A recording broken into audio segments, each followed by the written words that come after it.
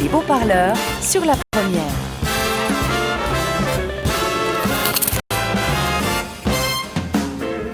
Bonjour Frédéric Beauvois. Bonjour. Vous êtes la porte-parole, la figure de proue du mouvement Qui va payer l'addition ? C'est le mouvement des restauratrices, des restaurateurs, des propriétaires d'établissements type boîte de nuit également, dans le canton de Vaud. En gros, qui va payer l'addition ? Votre réponse c'est l'État. Vous aimeriez que l'État aide davantage ce secteur et vous manifestez depuis quelques temps pour ce faire. On va parler de ça, évidemment, il y aura plusieurs questions, on aura l'occasion de vous entendre. Mais d'abord, votre portrait, il est signé Carlos Enriquez. Non, Jonas, Carlos est en train de ne pas jouer ses spectacles jusqu'à la fin février.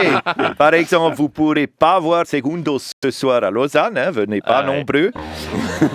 Salut, Frédéric Beauvois, je suis Tom Krusik, alias Marvik, pilote de chasse dans la Schweizer Luftwaffe. Je voulais rencontrer toi, la coordinatrice de Qui va payer l'addition, le mouvement des restaurateurs vaudois, parce qu'on a entendu parler de vous jusqu'en Suisse. Depuis la deuxième vague, tu es leur porte-parole. Pendant la séance, tu as proposé de mettre en avant une femme jeune qui a des enfants. Ils ont répondu « Mais oui, vas-y toi !» Frédéric, tu es la fille d'une Française et d'un Dominicain, pas un religieux, non, un homme de la République dominicaine, Südamerika, im Ausland. Tu as étudié l'histoire à Lausanne, Paris und Baltimore, im Trumpland. Tu as été chargé de cours à l'université de Genf, tu as laissé ta carrière de côté pour élever tes 4 enfants et pour devenir conseillère communale à Renan. Combative, tu as obtenu une structure parascolaire à l'école de Renan pour que les parents, surtout les mamans, peuvent aller travailler pendant que les enfants y mangent au réfectoire. Déjà la restauration. Avec Qui va payer l'addition, vous organisez des opérations coup de poing très parlantes comme l'installation de 8 tables vides comme vos restaurants sur une place de Lausanne ou comme l'enterrement symbolique des restaurants vaudois. C'est un peu triste, mais bon, entre nous, la cuisine romande, je trouve qu'elle manque un peu d'aromate. Vous êtes énervé contre le Conseil fédéral qui joue avec vous, Il faut mettre de l'espace entre les tables. Voilà, c'est fait. Also, alors il faut mettre des plexiglas. Voilà, c'est fait. Also, alors il faut enregistrer les clients avec le social pass. Voilà, c'est fait. Also, alors vous pouvez travailler, mais nous, on dit aux gens de rester chez eux. OK. Et vous ouvrez seulement aux heures des repas suisses allemands. OK. Also, super. Alors, on peut fermer complètement. Voilà, c'est fait. Mais on va payer comment nos factures ? Quelles factures ? La TVA, les charges sociales. Oh oui, nous, on a besoin des impôts que vous payez. Alors, also, on va vous prêter de l'argent.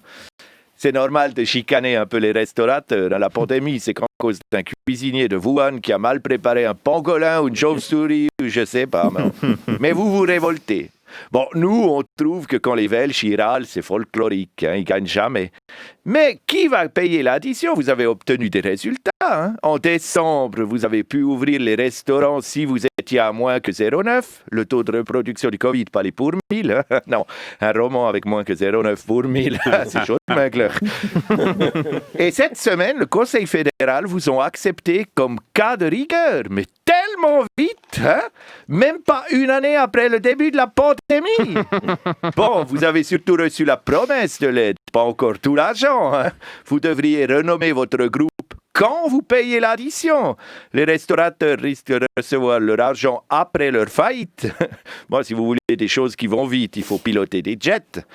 En attendant la réouverture, vous devez réinventer si vous ne voulez pas que Uber Eats soit le monopole de la restauration. Moi, j'ai une idée. Vous servez à manger dans les télécabines ou dans les églises ou dans les autobus. Tu sais, la Suisse, elle est généreuse. En septembre, elle nous a donné 6 milliards pour acheter des avions de combat. Donné, pas prêté. Bon, nous, on mérite. Depuis le début de l'année, on travaille 7 jours sur 7 et 24 heures sur 24, pas comme vous. Bon, à cause de nos avions, il reste peut-être plus de l'argent pour vous aider, à part les 21 milliards de bénéfices de la BNS en 2020. Vous avez aussi dit que les conseillers fédéraux sont des pingres, des piques-sous. Non, Guy Parmelin, il n'est pas avare. La preuve, il a 2 costumes, le bleu foncé et le noir. Bon, Frédéric Beauvois, je dois aller donner à manger à mon FA Arts. Heureusement que les restaurants du Kérosène, ils sont encore ouverts. Merci Carlos Enriquez.